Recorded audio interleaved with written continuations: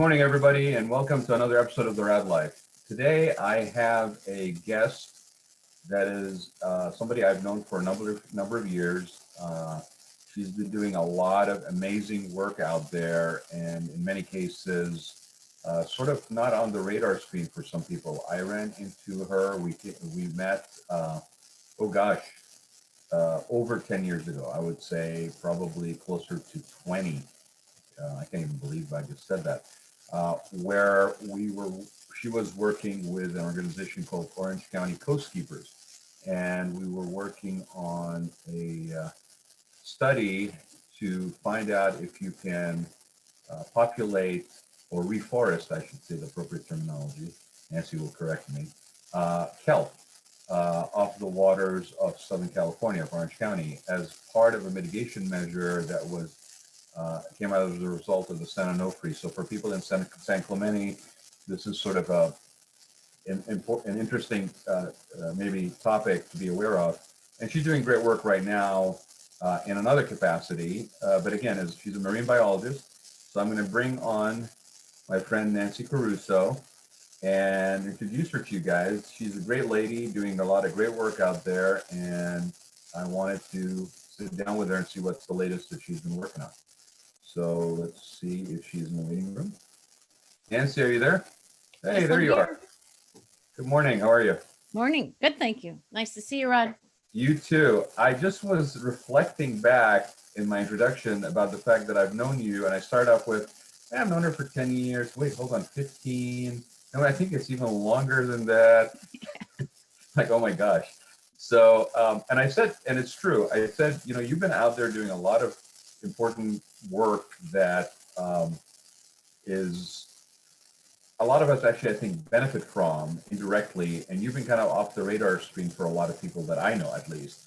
But like San Onofre is in my own backyard. So the work that you and I, when I met you, you were working on was sort of a direct result of that sort of mitigation measures that were going on because of the power plant. And I started by saying repopulating. And I said, wait, no. She'll correct me, reforesting kelp. So take a minute, Nancy, to basically give people a little bit of background about yourself. As I mentioned, you're a marine biologist. And how did you, I don't think I ever asked you this, like, how did you end up being a marine biologist, right? So give them background about yourself, and then let's reminisce a little bit. And then I'm really excited talking about this thing that you're working on right now. Okay, well, yeah, thank you for having me on today. It will be good to go back and figure out when we met, because I don't remember. It's been a long time, and we're older now. That's what I know for sure. Let's just say it's been a long time, and memory is not what it used to be. Let's just leave it at that. Well, I am actually a Virginia native. I grew up right outside of Washington, D.C. And when I was in the 4th grade, a teacher taught me about oceanography. And as we were learning this about plate tectonics, essentially, I said, what is this called? People that study this. And she said, it's called oceanography. And I said, well, that's what I'm going to be when I grow up.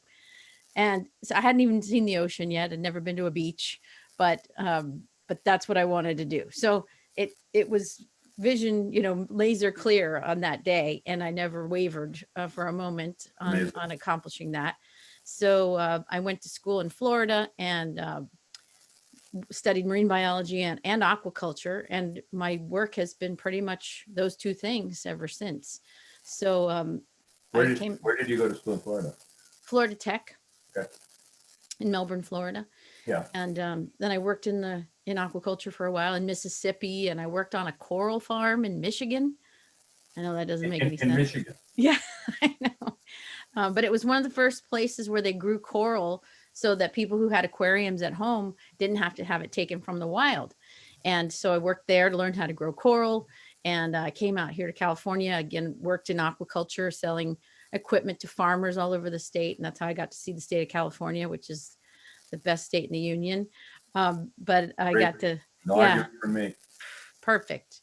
Yeah. And so then the Aquarium of the Pacific was opening up at that time. And I interviewed to be their water chemist. I worked there for 2.5 years as the chemist. And then I worked there as an aquarist, taking care of animals there.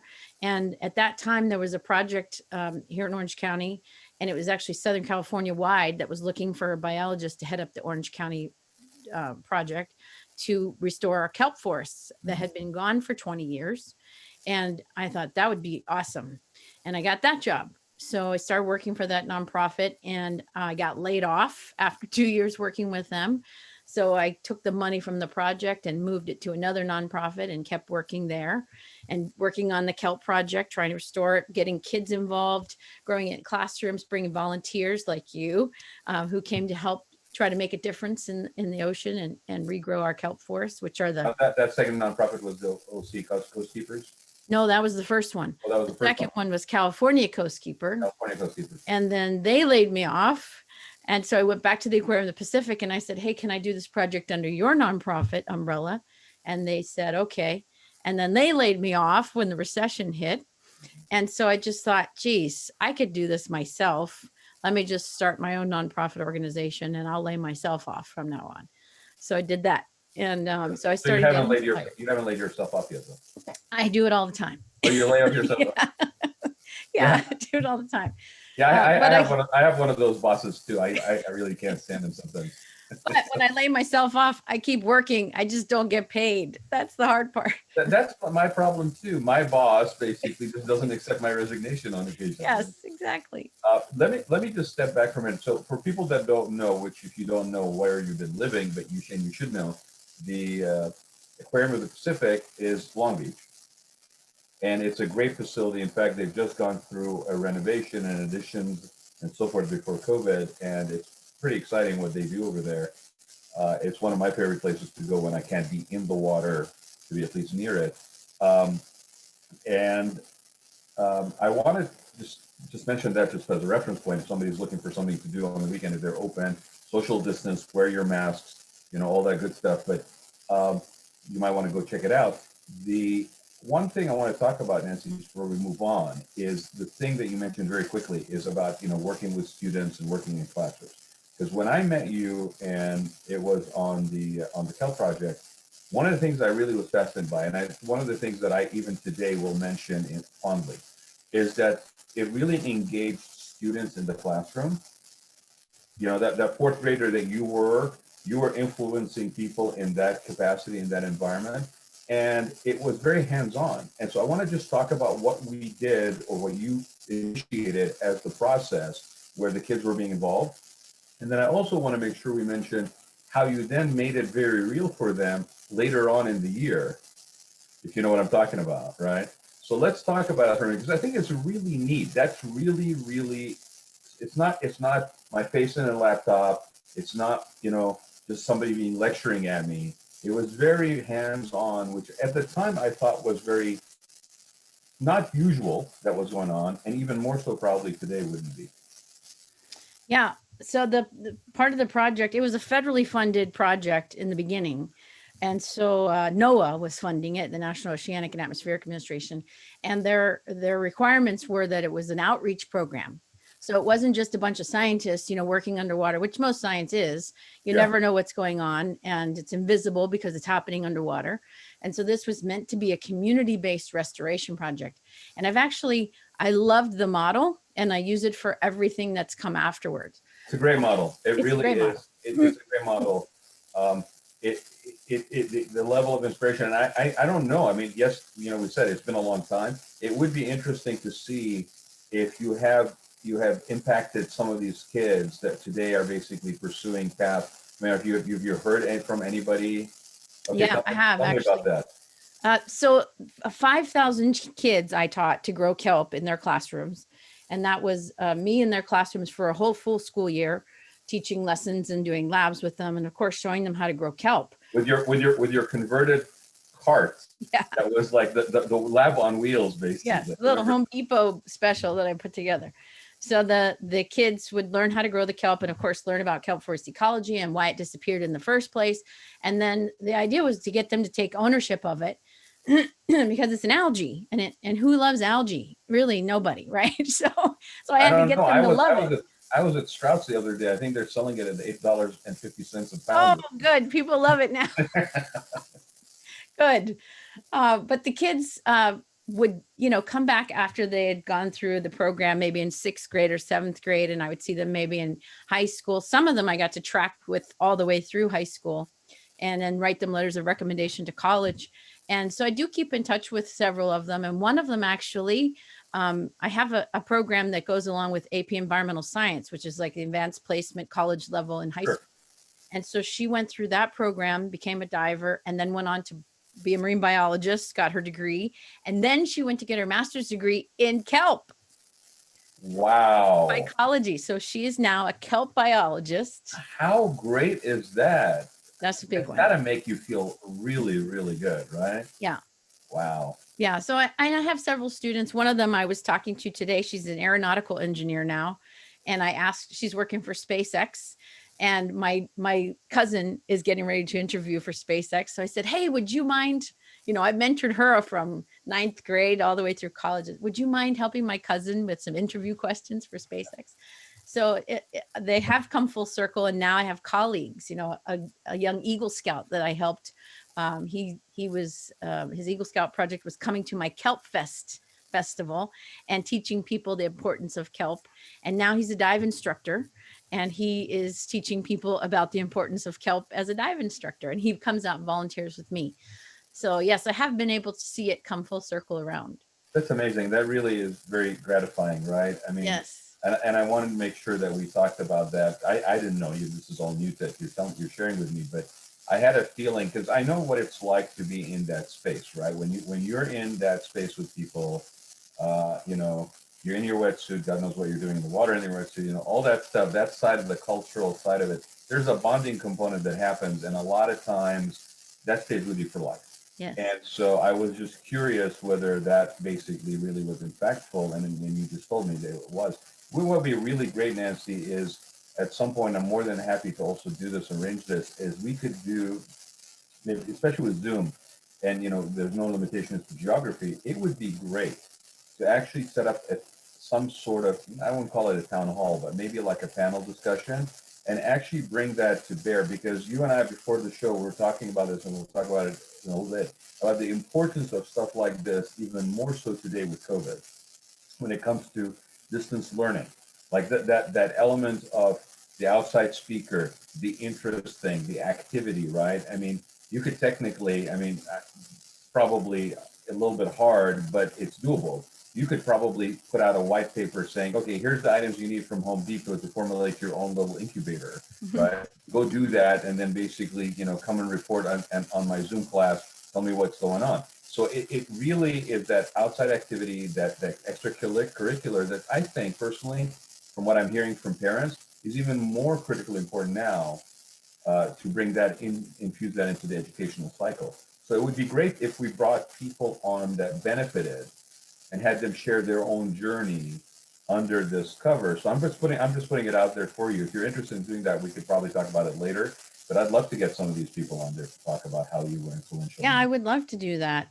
And as you said, there's a bonding that takes place, which is why you and I are sitting here right now. Yeah. We bonded 15 to 18 years ago. It's longer than that, my friend. We're still here. I'm afraid to go look, honestly. Talking to each other. And by the way, I have access to a boat again, so maybe we should go diving. I would love that. I would love that. You know me, any day on the water, only better if I'm under the water. So yes. So you can come out and do some abalone surveys. I will wear the crew hat. I will swab the decks, whatever it is. I will be there. Fantastic. All I need is, just the duration of the time together. Right. And well, so this is one of the other things that's kind of captivated people with helping me, is that there's a lot of things that we're communicating now, and there's a lot of problems that maybe people didn't know about 40 years ago that are coming to light now, and it's overwhelming to take in all of that, all the problems essentially of the world, right, especially when you have no way to solve them. Right. If you could solve them by just dealing decks of cards, okay, solve that. But when you're just bombarded constantly with here are issues that need to be addressed, but you can't do anything about it. And so the projects that I work on offer students and adults a way to be part of the solution. Well, and be part of something that maybe I have a little bit more control being involved in, right? Yes. Like especially now, and I didn't even put one and one together until you just were saying this, is Yeah, I mean, it's got to be very overwhelming. There's a lot of stuff in our lives right now that's out of our control, right? And I'll just use this as another example. I think the lady's name is Vicky Patterson. She's in Dana Point. She's a realtor by trade, but her dream was to live on a boat, and so she now is living on a boat. And she has a stand-up paddleboard sort of passion pursuit kind of that she's doing. Well, it was very ironic because she posted about starting a nonprofit where she's basically just like with the stand up for trash. Basically, when you're paddleboarding or you're kayaking out there, just collecting trash off the water, right? The irony was that the day before that, I think it was Earth Day or something like that recently, and I happened to be kayaking in the back bay, and I came across a plastic bin container that was floating in the water. So I put it on the kayak and then I start collecting trash all around and basically putting it in the bin, right? So having something that you can actually impact positively that is within your control sometimes makes it easier to navigate the rest of your time where you have things that are out of your control. And right now we're all feeling a lot of stress from having a lot of stuff out of our control because of this pandemic.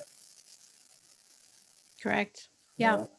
So I want to talk about just to kind of cap it off, right? So you did the reforestation. It was Crystal Cove, I believe, was sort of lab Crystal testing Cove ground and Laguna at Beach, Laguna Beach. and yeah, Newport Beach.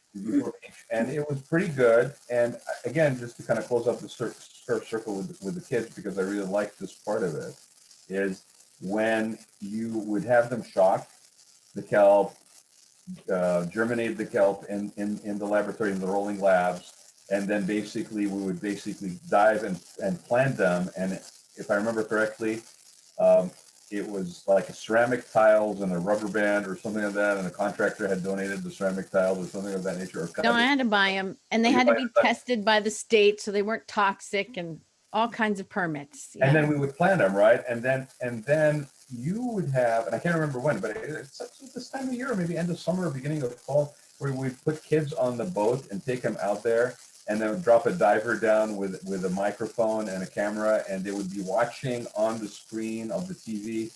Was it a vacuum tube TV, I think, at the time? Yeah, probably. Probably. I brought it from my house. Yeah. So a fake wood grain vacuum TV thing, right, on the boat, but where the kids would see the actual environment that technically they helped regerminate, right, and reforest, and the marine life that was in it, and interact with the diver. I thought that was magical, honestly. It was, yeah. It was magical. And I think we did that for 3 years, and it was funded by Patty, actually, but they stopped funding it, so we couldn't do it anymore. But the kids got to go out, and everything that I taught them up to that point, they knew from the classroom, but then they came out and got to see it. It made it very real. It made it very real, yeah. And I would put little tags on the kelp, so it would say, from Ocean View High School, and so they got to say, oh, that's our school, yeah. So okay, so that model again is something I think you probably are still using some form or the other of. Okay. Yeah. So after the restoration of the kelp, that was successful. And I don't know if I told you the story, but the city of Laguna Beach City Council called me Labor Day 2009 and after Labor Day and said, this was the worst Labor Day in history of our city. The businesses suffered because there was so much kelp on the beach. Nobody wanted to go to the beach. So you have to tell us how we're going to fix this because you planted all this kelp here. Now, what are we going to do? Wow. And now we know that was the beginning of the recession. It wasn't the kelp, right? But no. I thought, okay, I forgot to educate the city of Laguna Beach about how important kelp was. So we started the kelp festival. This is what you do, Laguna Beach. You take out ads in US Diver, and you basically tell people that the biggest underwater playground has been planted off your coast. That's right. You get them to basically come in, and you set up packages with your hotels and with your restaurants. That's what you do. Yep. Well, they had to figure out nobody had cleaned the beaches for 40 years. And, some of those beaches in Laguna Beach are very, very narrow. So they had to pick up the kelp and then I found them places to recycle it and use it for bio waste and all that stuff. But anyway, that's how Kelp Fest came about. And then following that, going back to my aquaculture background, I wanted to grow other things, Right. teach kids about them and put them in the ocean. So the next obvious choice was abalone. So Uh, why? Why abalone? One, because we already knew how to grow it. I Okay. didn't have to start, inventing the wheel again. Number two, it eats kelp, and it was a direct result of overfishing. We know we took too many of them because they are a snail and they taste good. So really easy to catch. They were doomed from the beginning. Yeah, pretty slow. They were So, pretty slow. so again, that's interesting, right? You're going to be basically saying you got to take care of this kelp problem. You got too much kelp, right? Which, by the way, the reason I was a little facetious about this is because I really find it very ironic, with no disrespect to the surf culture in San Clemente, but we got the largest underwater playground that was dumped off our coast, just a couple of years ago, and I'm still waiting for a dive shop to open up in San Clemente. Right. The closest one is Binapo. I'm like, I don't understand. Can I get some Zodiacs and just basically start up North Beach? Can I just maybe, I don't know, I'll do interior design in the day, and then in the afternoon, I'll just take a bunch of people out to dive on the kelp, right? Good idea. So you keep that in mind, okay? I might be Okay. looking for a second career. We might want to do this. But it's interesting, that this is sort of addresses an issue with the kelp, but potentially also opens up a restoration of a species or something on the other side. You said something to me before, and I think it's important to note here, is these things don't happen instantaneously. Like when you had an idea about doing the abalone, there were actually farms that were still growing abalone. And it took you how many years to get approval to actually be able to proceed? It took me 3 years of fighting with the state of California to allow them to let me put abalone back in the ocean. At which point these farms that were basically in existence were no longer in existence. Well, they were no longer raising the green abalone. No longer raising abalone, yeah. Yeah, they're raising red abalone, which is a species that's found up north, Yeah. and they're raised for food. Yeah. They were raising the green abalone for the pet industry because they were raising Yeah. them really small.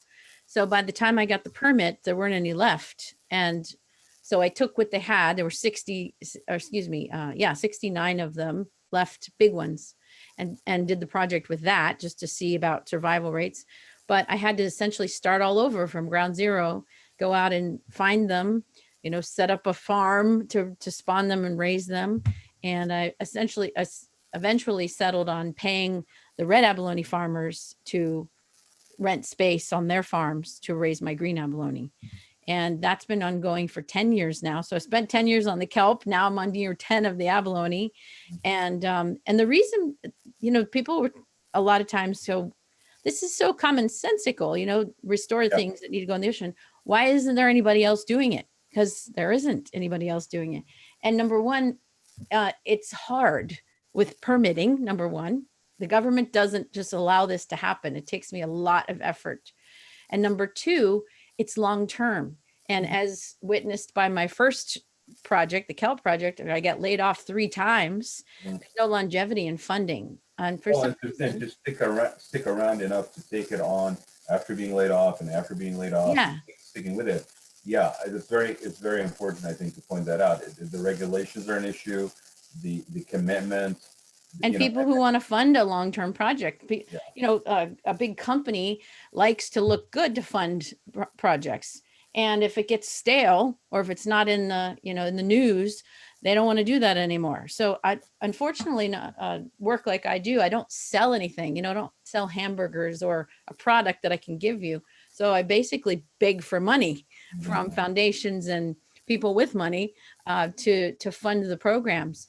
And that's why from time to time I go take other jobs because, there isn't enough to pay me to do it. But that's what has essentially kept me in this little niche, is that I have the tenacity and the stubbornness. You can ask my husband about that part to stick with it. I think anybody who's met you for 5 minutes.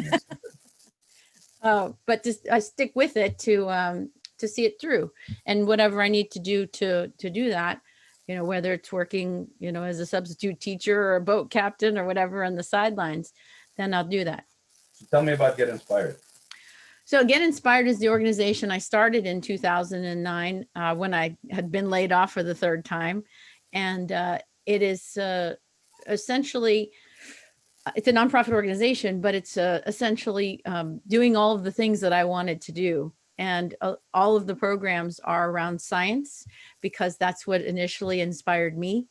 And the idea is that if everybody was inspired, what a different world this might be. And so some people are inspired by ocean and the things that are in it, and some of my work. Some people are inspired by music. Some people inspired by trees, or the clouds, whatever it may be.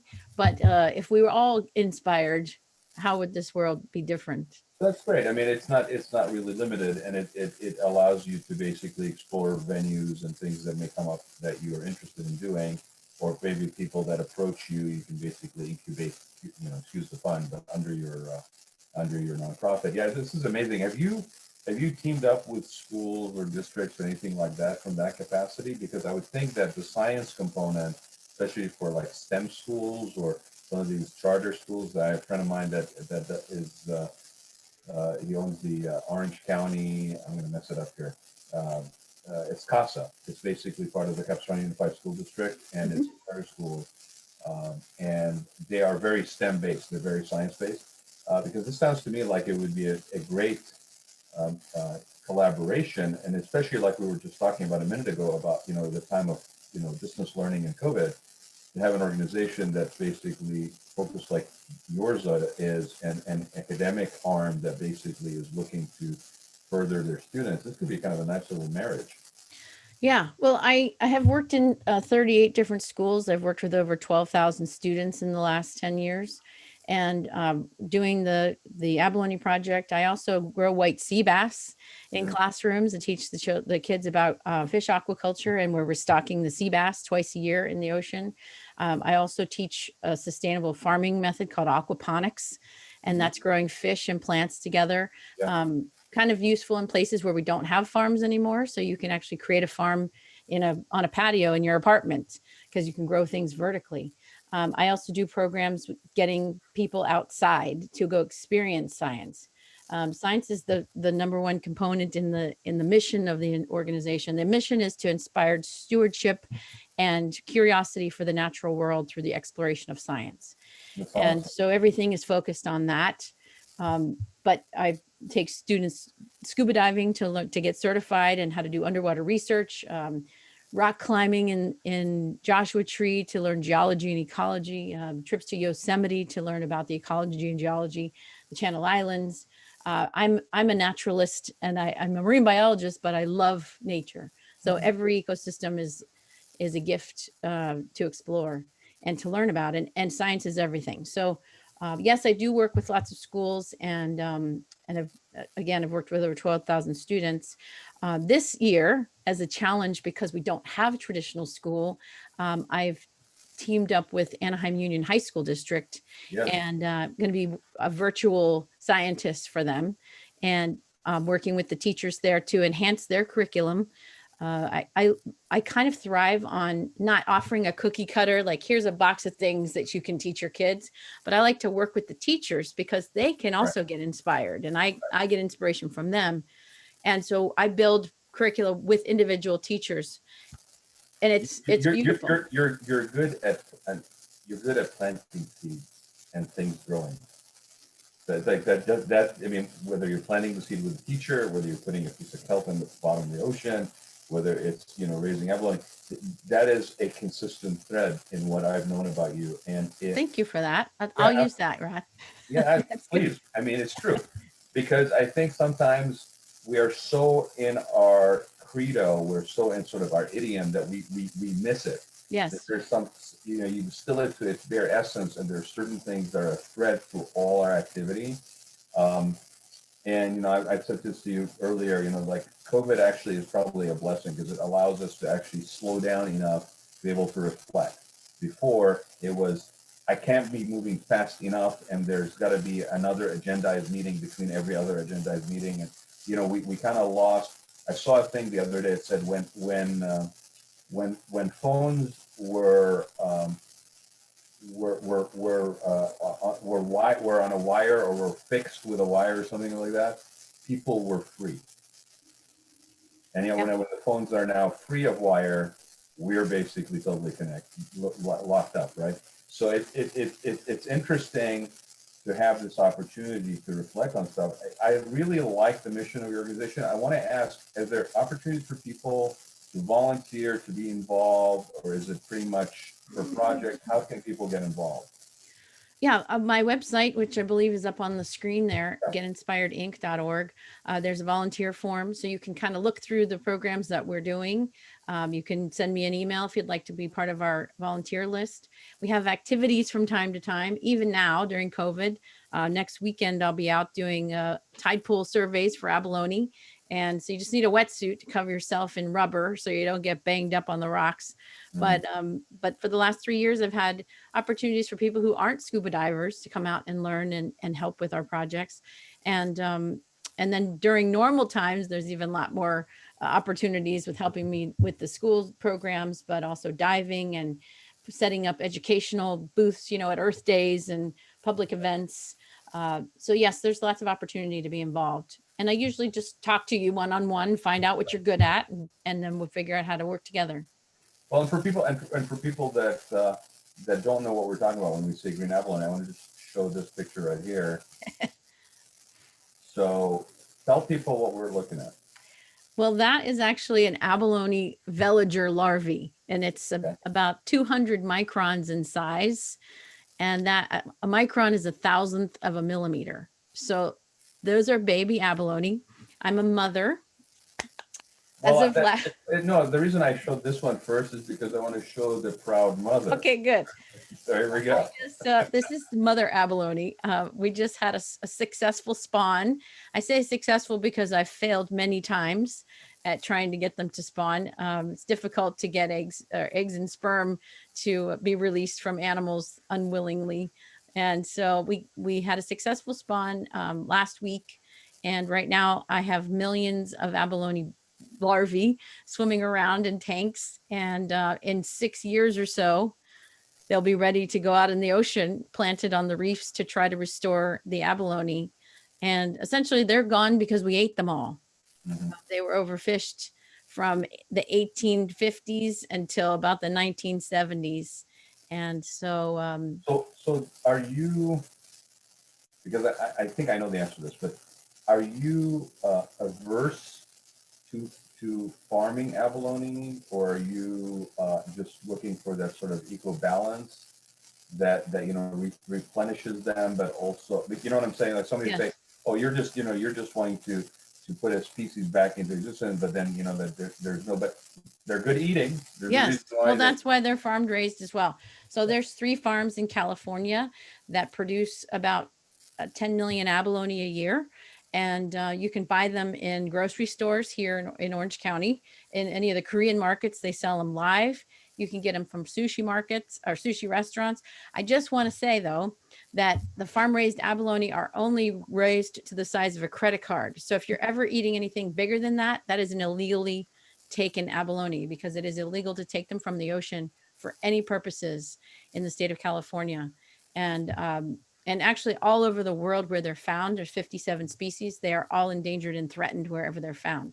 So if you do eat them, that's okay, as long as they're coming from a farm. And luckily we have aquaculture that can farm them and provide us with that tasty meat, even though they are endangered in the ocean. And if anybody is confused as to how much we ate them out of existence, go do a Google search on pictures. Okay, you will see mounds of shells. I mean, like unbelievable mountains of. The commercial limit for a commercial abalone diver in the 1950s was 120 dozen a day, which is 1,440 per day, which means they had to put a limit on it because you could take more than that. Think about that for a second. Basically. I mean, wow. Yeah. And okay, so what do you think? Because remember you were talking about the kelp, and there was sort of like an adverse reaction to the kelp for reforestation. Are you taking into mind these things now, maybe more so as you do other projects, where like it's amplifying the impact by reintroducing the species for people that basically say, well, no, we don't want to do this because like I keep thinking about sea urchins, right? and the damage that sea urchins do, and like it goes unchecked. And so does that factor into your programming? Does that factor into how you guys basically proceed with these projects? Yes, and logically, the kelp had to come first because it's the bottom of the food chain. So now Yeah. that we have the kelp, all of these animals live in the kelp forest. The next project I've actually just started working on is pismo clams. Oh, And those are, they're in the Bugs Bunny cartoon from the yeah, 1960s, yeah, right? yeah. Pismo clams are famous in California, and we ate them all too. So just getting into that. Nobody knows how to raise them. Nobody knows how to reproduce them, get them back into the wild. And I hope to have kids involved in that project as well. I have a lot of figuring out to do though first. And luckily I have a very forgiving husband who lets me do my lab work here in the house. It's not unusual to have an abalone tank in the bedroom and in all of our spare rooms in the house. Hey, you're a mother. Like there's a picture right there, right? Where are you gonna put the baby? It's gotta be an Right. issue. So how's the funding been? Has it been have you been has there been like interesting developments in terms of source of funding? Is it pretty much still governmental? Usually there's a lot of private funding that's coming your way. What's the funding look like? Because the only reason I asked Nancy is because just as a nonprofit in general, the nonprofit funding has really suffered almost from the recession, you're right. How's it been? No, I haven't gotten any other government funding. I kind of put myself at a disadvantage when I started a nonprofit because um, government funds, for instance, only go to large projects. Well, Yeah, I can't start off running $1 million project when I don't have any money, right. and history is showing how I'll run it. So I had to start from scratch, and for the first couple of years, I didn't make. I mean, geez, this is the first year in 10 years that I actually can pay myself a salary to work full time. So funding is difficult. It all comes from private sources and very small grants from foundations. But this actually, last year, I stopped working several other jobs that I was doing because I've been really focused on saving money for this abalone project. It's going to take me another at least 6 years until I can outplant them in the ocean. So I want to make sure that I have my nest egg for the abalone to pay for all the expenses. Right. And so I kind of quit all those jobs last year, put a lot of effort into fundraising so that I could put all my effort into work this year. So I raised enough money last year to be able to pay myself a salary this year, but it has slowed down quite a bit during COVID for fundraising. Um, a lot of places have said we're not going to do that. We had the crash in the stock market, but now things are coming back to normal-ish. Yeah. But we don't know what the future holds. So there's a lot of trepidation in philanthropy at the moment because people's portfolios are in question, and that really drives charity. If the stock market's doing well, charities are doing well. If Oh the yeah. stock market is not, charities are not. Well, and a lot of large organizations, I mean, even in categories like senior care and things of that nature that you would think are sort of a little bit immune as we are an aging population, they've had to collaborate. They've had to merge, so that they're not basically all competing for the same resources. Right. Right. It's interesting, but I really do believe that things like the project that you're working on, yeah, they seem sort of not up on high on the food chain, excuse the pun, in terms of funding. But I think there are also ones where we as individuals can actually impact largely with a small donation or with a small volunteer effort, right? It's because I know that, when you start talking about, like, for example, and hats off to them, because I know a lot of these people that are very committed, but like you're dealing with Alzheimer's or homeless or whatever, those issues are very paramount. And there's a lot of people that are working on them, but to some they may seem overwhelming, like almost like, why would I go in and get involved in something like this, because it's just going to frustrate me, I'm not going to be able to do anything about it. To your point, it's always a long-term return investment up front, of time and resources. And here's something that you can have a tangible, at least self-satisfaction reward factor that comes out of being involved with something like this, because you could impact a student, you could go do a presentation at a classroom or help make one happen. So please, everybody, that's listening to this, check out Nancy's website, getinspiredinc.org. Is it Inspiring or Inspired Ink? Inspired Ink. Inspired Ink. Yeah, Yes. get inspiredink.org. It's my eyes. See, this is how long I've known you. Get inspiredink.org and see how you could maybe help in either volunteer time, effort, whatever skills you may bring to the table that may be handy for Nancy. And I'm looking forward to reconnecting with you. And like I said, just let me know when. And I'll bring my mask, and I'll bring my mop, and I'll swab your deck. But it really is great catching up with you. Thank you. And I'm really thrilled that you're out there doing this. It really warms my heart. I think the best part of this interview was knowing that you actually left your mark on people that are now continuing the legacy of that effort in their own way on their own journey, whether it's SpaceX or whether it's marine biologists or whatever. That has got to be the most gratifying thing in the world. Indeed, it is. It is. Thank you, Raad. Thank you, Nancy. Again, everybody, thanks for joining us for another episode of the Raad Life. Check out Nancy. Get on there. Add her on Facebook, Instagram, LinkedIn. She's all over the place. And she's a great lady to know. Thanks, my friend. I appreciate your time. Appreciate you. Take care, Raad. Bye-bye.